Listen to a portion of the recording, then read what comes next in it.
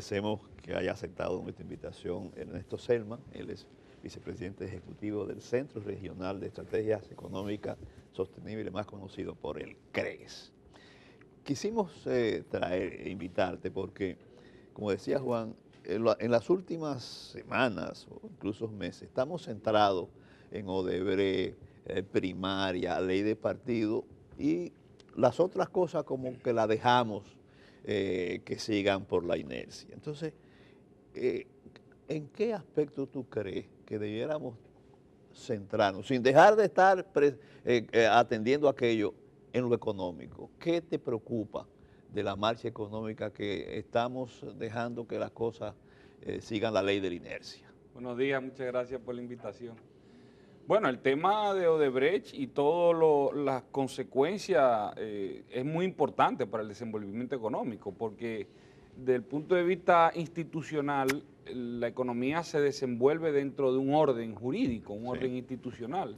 Y entonces, cómo termina todo esto afecta mucho al desenvolvimiento económico. Eso tiene implicaciones para las inversiones, la producción, la generación de empleos. Y en la República Dominicana hemos visto que nos falta mucho para que la calidad de vida mejore, y eso inicia por un orden institucional que cree un clima de inversiones que puedan generar empleos productivos en la economía. Hemos visto como la informalidad, que es parte de todo este débil orden institucional débil, está digamos, totalmente abierto en la economía dominicana. Se habla de un 59% de la informalidad laboral. Eso da un TD. Entonces, en el CRES, 59%. Sí, eso es el dato del Banco Central, 59% de la informalidad laboral. Entonces, cuando tenemos un orden institucional débil y donde hacer costos dentro del orden jurídico es muy elevado, entonces los agentes económicos empiezan a hacer sus transacciones, sus inversiones, la generación de empleo se hace al margen de la ley. Entonces, todo el tema institucional creo que tiene muchas consecuencias, y yo no desvinculo del todo lo que está pasando en la política, porque fíjese, el orden institucional, la debilidad o la fortaleza institucional vienen o están determinados principalmente por el desenvolvimiento político.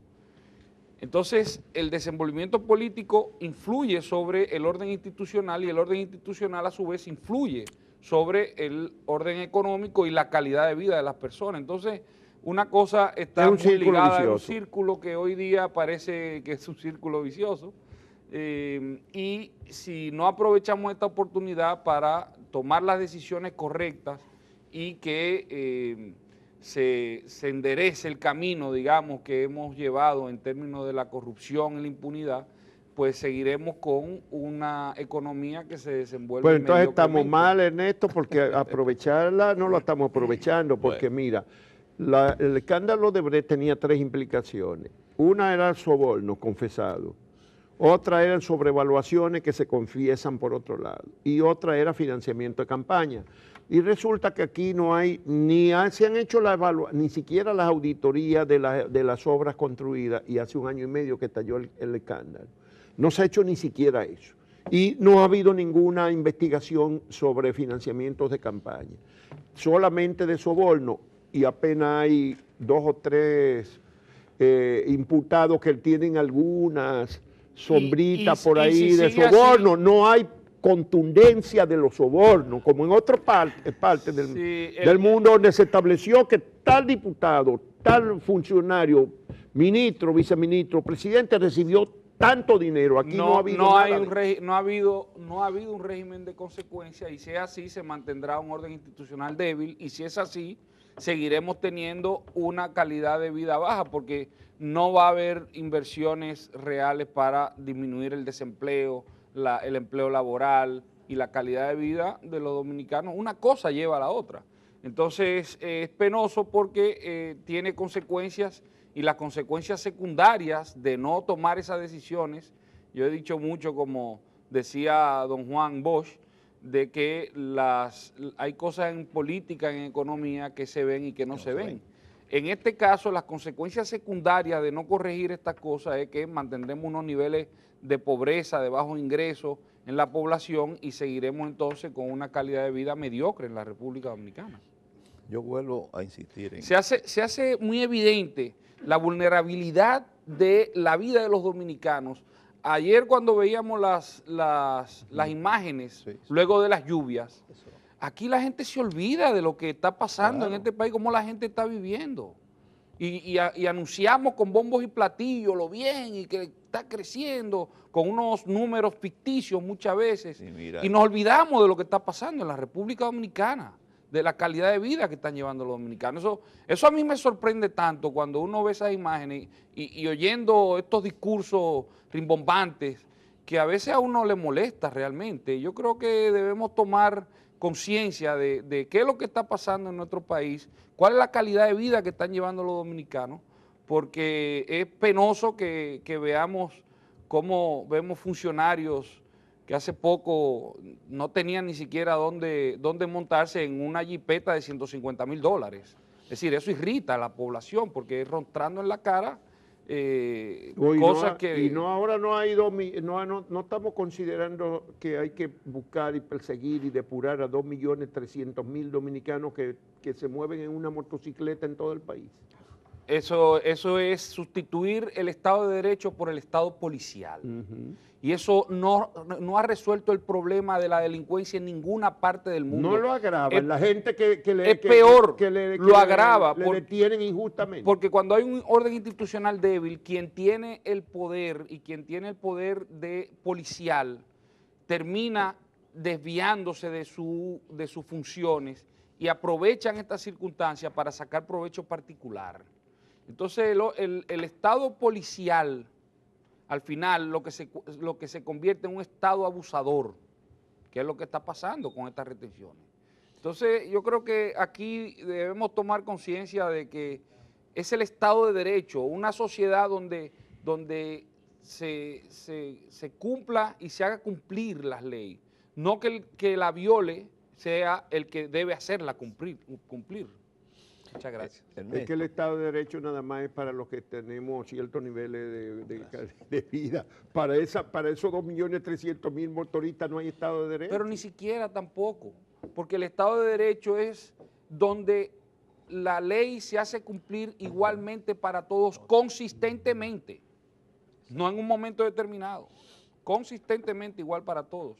Y eso, lo que estamos viendo con los casos de Odebrecht, todavía no vemos que se cumple igual o se hace cumplir igual consistentemente para todos. Entonces ya ahí sabemos que no tenemos un Estado de Derecho. Ahí sí se redujeron los sospechosos, mucho se reducieron. Igual que el tema de la seguridad jurídica.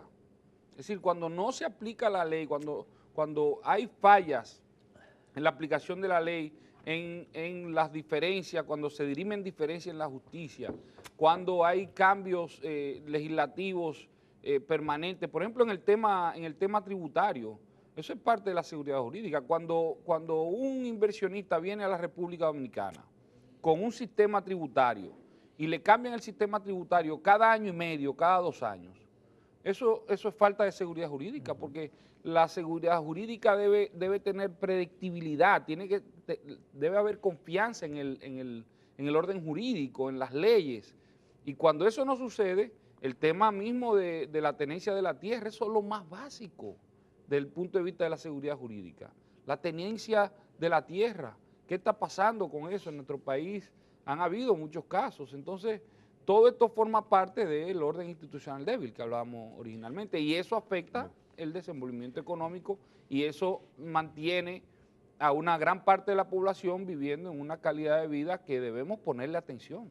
Me gustaría conocer tu opinión sobre la posibilidad de que los partidos políticos sean sujetos obligados en la ley de lavado.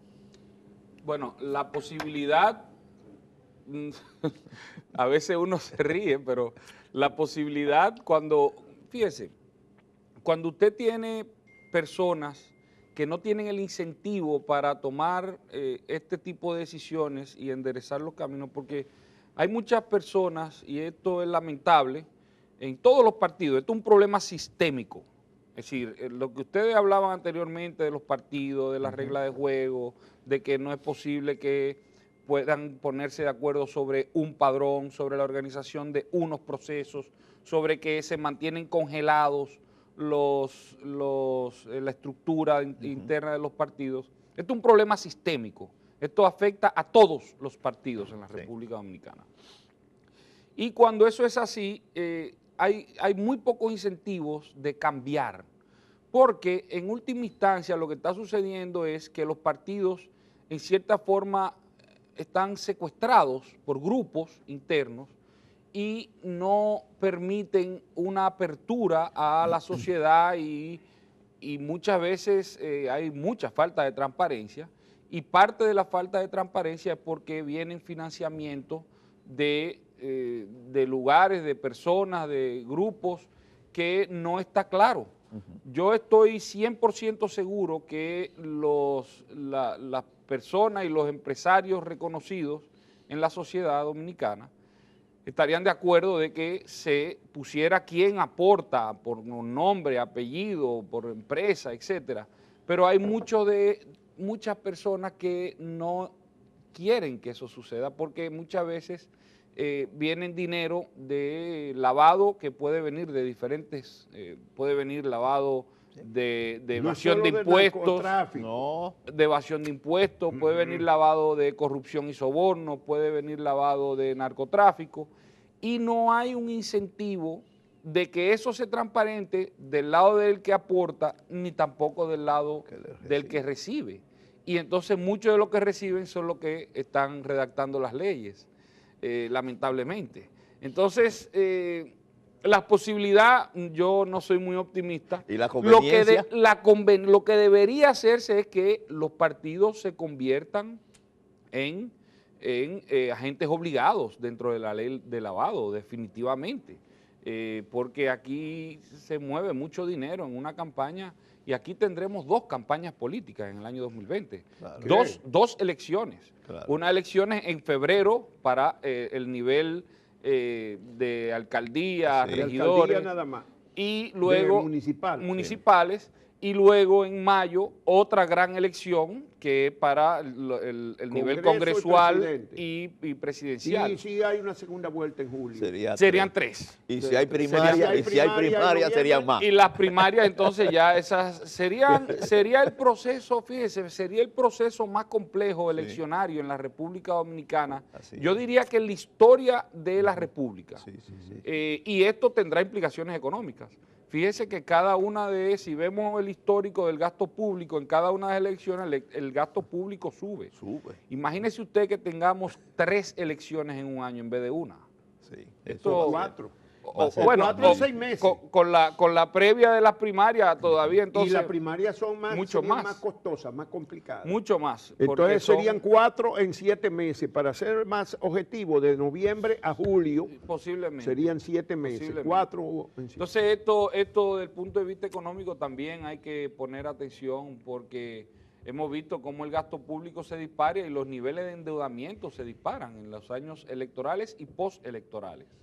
Es decir, no solamente porque hay mucho que no se registra o se registra y se termina financiando. Bueno, pero dinos, ¿qué es lo que ha pasado con el pacto eléctrico que se llegó a anunciar que ya se iba a firmar, se puso hasta fecha? ¿Y qué fue lo que pasó con el pacto eléctrico?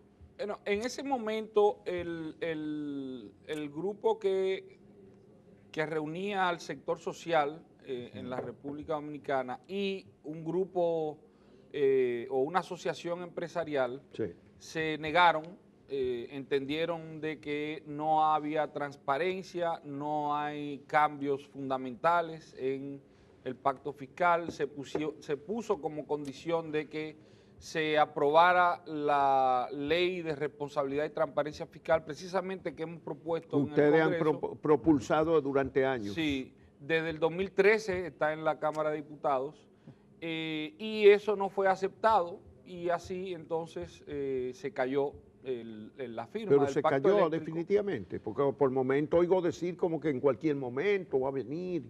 Bueno, no sabemos, nosotros no estamos involucrados en las discusiones. Lo que sí es que la realidad es que no hay transparencia. La CDE y las EDES tienen casi 4 años que no presentan estados financieros auditados. Pero siguen sin presentarlo, porque el año pasado se denunció eso a raíz de la investigación sobre la planta Catalina.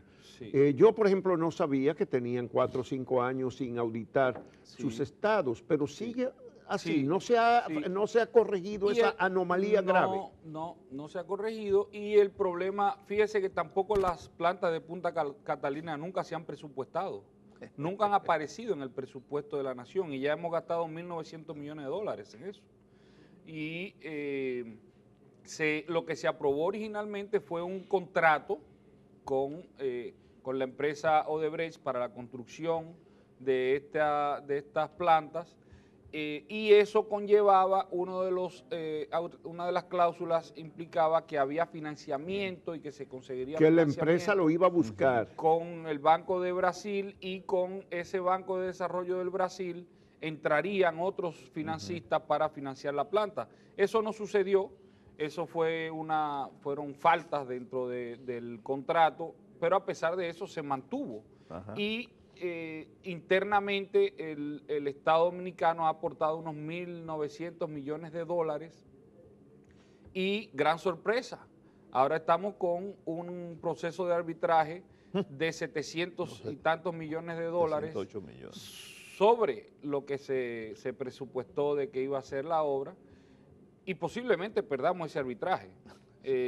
Nosotros estimamos de que esas plantas terminarán costando unos 3.000 millones de dólares. Es el estimado del CRES. 1.000 millones más de lo que originalmente se presupuestó. Y no son 708 que está reclamando. 708 más los 2.045 originalmente, más los costos, porque fíjese que una obra de esa envergadura, en la medida de que usted dura más y Bueno, tarda los más costos tiempo, financieros. los costos financieros y los costos de seguros. Cuando usted también tiene de tanto seguros, tiempo, sí. los seguros le dan por la madre. Como Que de decimos hecho aquí. Y eso- de lo que llegaron a desembolsar los bancos europeos que estaban dentro del Sí, consorcio pero financiero, eso se una parte se quedó en los seguros. Pero en el sí, exterior. pero eso se tuvo que devolver, ese dinero. Pero se devolvió. Sí, claro, el año pasado. ¿Se le Claro, devolvió a los claro bancos? que sí, claro Yo que sí. creía que no, que Claro estaba que sí. pendiente de devolución. No, se le devolvió el año pasado. Pero es que nada hay transparente. Hubo una pero esto- transferencia de unos 9.000 y tantos millones de pesos el año pasado que apareció en el presupuesto, aún sin estar presupuestada la planta, de una transferencia de capital a la CDE, y eso fue lo que se utilizó para pagar a esos bancos. Entonces sí, el tema y yo creo que con mucha razón se argumentó en su momento en las discusiones de que la falta de transparencia, creo que es un tema de que hay que ponerle atención, y es lamentable porque incluso vimos cómo esto ahora sale fuera de la discusión, porque una comisión dijo que no hubo problemas, y entonces estas son de las cosas que vemos en estos países de instituciones débiles y que se prestan a muchas cosas. Ernesto, yo tengo que aprovecharte porque ¿estamos o no estamos a nivel internacional, el comercio internacional, en una guerra comercial? En la guerra comercial de Trump. Sí. ¿Estamos o no? Y si estamos en eso, en qué se traduce y en qué nos puede afectar? Bueno, eso depende de en qué cosas le imponen aranceles. La guerra comercial, para los televidentes, la guerra comercial se habla cuando un país toma medidas para limitar el comercio con respecto a otros países, principalmente por imposición de aranceles, que son impuestos a las importaciones o cuotas de importaciones a ciertos productos, y hay retaliación de otros países cuando se asumen estas medidas. O sea, que tú me pones y yo te quito a ti. Tú me pones aranceles, Y yo te pongo aranceles. Y si tú me pones más, yo te pongo más. Exacto. La guerra comercial hoy día se ha centrado en Estados Unidos, principalmente contra la China, pero con amenazas a otros países. Exacto. Que no se han impuesto, han sido hasta ahora amenazas. A la Unión Europea. A la Unión Europea, a Canadá, a y a Rusia han habido sanciones previamente, sí, económicas, que es diferente. Ok. Sí. Entonces, con respecto a la China, el viernes pasado entraron en vigencia unos aranceles de 25% sobre el comercio sobre 34 mil millones de dólares de importaciones desde la China a Estados Unidos y amenazas desde la China para imponer. Se han vuelto, el presidente de Estados Unidos volvió a amenazar con imponer aranceles de 10% a 200 mil millones de dólares adicionales a productos chinos. Y eso es lo que viene dándose en términos de la guerra comercial que usted habla. Estos son, si usted me pregunta a mí, estos son amenazas para negociar cosas desde el punto de vista de Trump, no algo que va a ser permanente. Y aquí la China está en desventaja porque se importan unos 500 mil millones de dólares al año desde la China a Estados Unidos y la China solamente compra unos 150 mil millones de dólares a Estados Unidos. Es decir, que quien sale perjudicado con esto principalmente es la China. Claro. Y eso puede afectar grandemente la economía china. Entonces me parece, y es para mí muy obvio, para otros tal vez no tanto, de que esto se está utilizando para negociar cosas desde el punto de vista de Trump. Hay temas de transferencia de tecnología que han estado, por ejemplo, la China, si usted, empresa X estadounidense, quiere invertir aquí, usted tiene que enseñarme la tecnología que usted hace en telecomunicaciones, en aeroespacial, etcétera. Y esos requerimientos para invertir digamos, que es robo intelectual, de alguna forma, porque usted puede invertir en mi país, pero tiene que darme lo que usted sabe. Y eso no es transferencia de tecnología. Eso le podemos llamar otro término, le podemos decir robo de tecnología. Entonces, esas son cosas, y entre otros elementos que podemos hablar de que la China son prácticas no usuales en el mundo, en el mercado abierto de las inversiones, del flujo de inversión en el mundo. Entonces esas son de las cosas que me parece que Trump está haciendo para limitar eso y que se cree el ambiente de inversiones libres entre los países, porque los Estados Unidos dicen, pero aquí vienen a invertir muchas empresas chinas y no hay esos requerimientos. No le hacen muchos requerimientos. De que transfieran, de que digan, de que hagan. Pero cuando entonces van las empresas allá, sí hay que pasarle este conocimiento, y esas son de las cosas que me parece que son... Vamos a volver al patio. La fiscalidad en lo que va del año, ya pasó la mitad del año, estamos en el séptimo mes del año. ¿Qué ha determinado el CREES hasta ahora de esa primera mitad del año en términos de la fiscalidad y el endeudamiento? Yo como que siento que se ha frenado un poquito la carrera este año. Se ha frenado porque no hemos colocado los bonos de Hacienda en el mercado interno. No lo hemos colocado, no lo hemos podido colocar. Se ha tomado la decisión, se han licitado, pero se ha decidido no colocarlos. No colocarlo. Y eso no me parece que tiene que ver con una mejor fiscalidad, como hemos visto en otros años.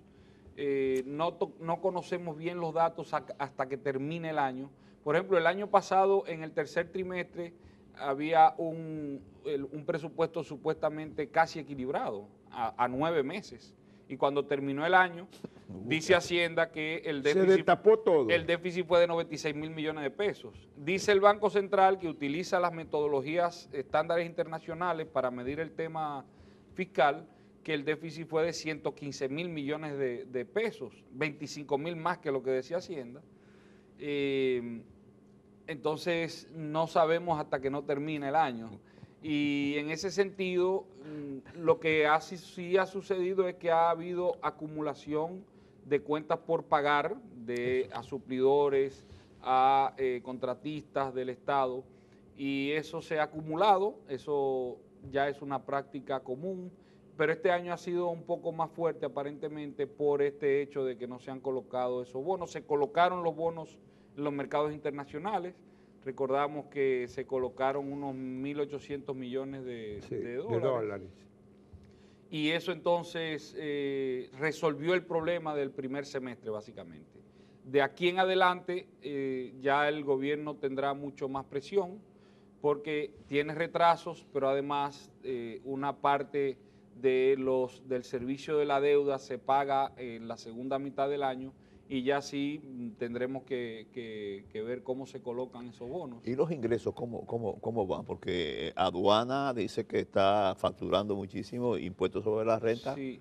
Con todo el pie. Los ingresos se ven mayores que los años anteriores, como es normal. Lo que es importante es compararlo cómo se ve con respecto a los presupuestos.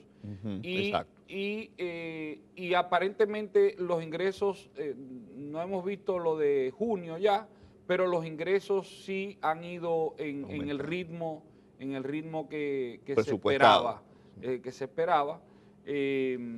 Ahora bien, el tema del gasto, que es cuando uno combina el ingreso con los gastos, y donde uno sabe cuál es la posición, el balance, el tema de los gastos, fíjese que ahora, similar a años anteriores, con estas lluvias, el gasto público, hay una presión sobre el gasto público, se incrementa o se requiere mayor gasto público con estos fenómenos de la naturaleza, porque no se contemplan estos ahorros, que inclusive es por ley. Que por ley hay un fondo para eso. Sí, pero cuando usted ve de que se requiere el año pasado unos 20 y tantos mil millones de pesos para enfrentar estos fenómenos de la naturaleza, hay unos temas que hay que atender cuando esto se presenta. Fíjese que lo de ayer fue en un solo día, fue muy fuerte, y eso ha tenido implicaciones importantes. Y estas son de las cosas que en nuestros países, en el Caribe, debemos prever, de que estas cosas suceden todos los años, porque estamos en el medio del trópico, por aquí pasan todas las tormentas, y eso son cosas entonces que afectan el desenvolvimiento. ¿De dónde va a sacar el gobierno para terminar la planta de Catalina, que promete que para finales de este año ya está encendiendo la primera y en el primer cuatrimestre del próximo la segunda planta? ¿De dónde va a salir el dinero? Bueno, yo entendía que lo iban a buscar de los chinos, por eso una de las razones... Entendía, no lo entiende. No, yo sé que los chinos no financian... O sea, préstamo, más financiamiento. No hay de otra, porque si tenemos un presupuestario deficitario, usted gastar más tiene que tomarlo prestado. Pero fíjese que... ¿Y no sería también que vendan acciones de Catalina? Bueno, desde el principio se estaba a los chinos, por ejemplo. Lo que pasa es que los chinos no entran en este tipo de proyectos ya después de que ya usted lo tiene casi terminado. Y además que entran con su tecnología. Y además que le quitaron a una empresa china.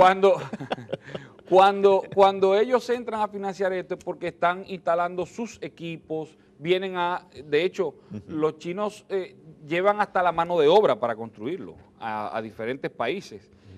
Por ejemplo, en Kenia ya se anunció de que el 70% de la deuda de Kenia, en el África, es China.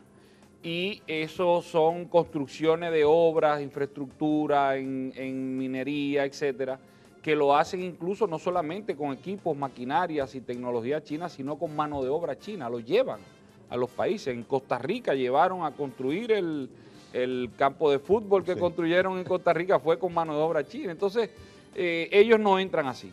Ellos financian proyectos, pero tiene que ser con su tecnología, con su equipo, con su maquinaria, incluso hasta con su mano de obra.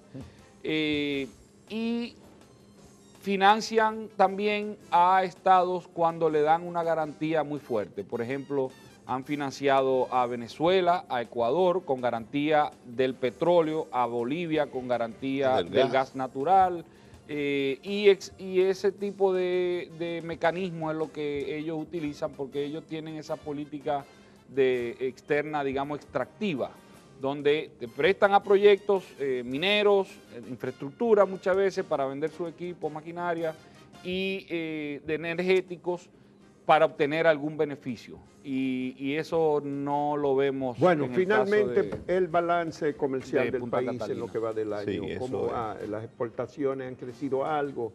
Pero Dicen las que han importaciones crecido más.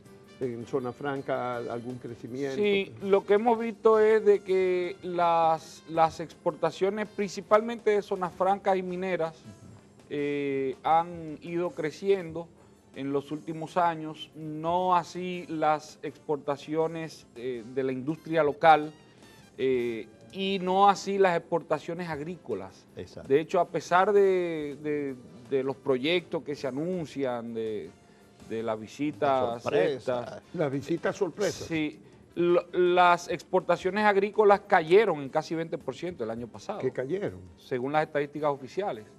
Entonces, sí, las exportaciones, hay sectores que estamos, digamos, expuestos a la economía internacional, los servicios como turismo, las zonas francas, han mantenido un desempeño saludable desde el punto de vista del crecimiento de sus ventas y sus exportaciones, pero no así las industrias que están integradas a las políticas públicas internas, porque fíjese que las exportaciones de zonas francas tienen su propio régimen, ¿verdad?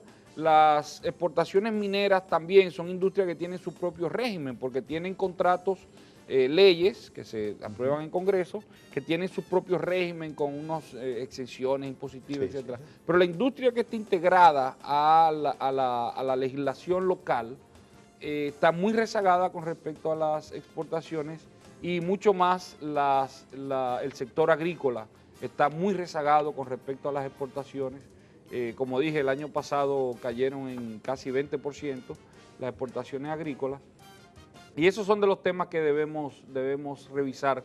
¿Cuáles son los problemas internos que están dando al traste con las exportaciones? La estructura de costo interna que tienen que enfrentar los emprendedores en nuestro país para poder y tener capacidad de competir a nivel internacional.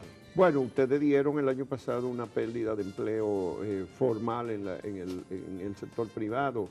Sí. Y solamente creciendo el sector público en el empleo formal. ¿Se mantiene esa tendencia este año? Sí, hemos visto que esa tendencia se mantiene. Hay que ver las estadísticas ya para el 2018, pero es una tendencia que hay que ponerle atención porque algo está sucediendo en la economía dominicana que está promoviendo la informalidad, básicamente, el empleo informal.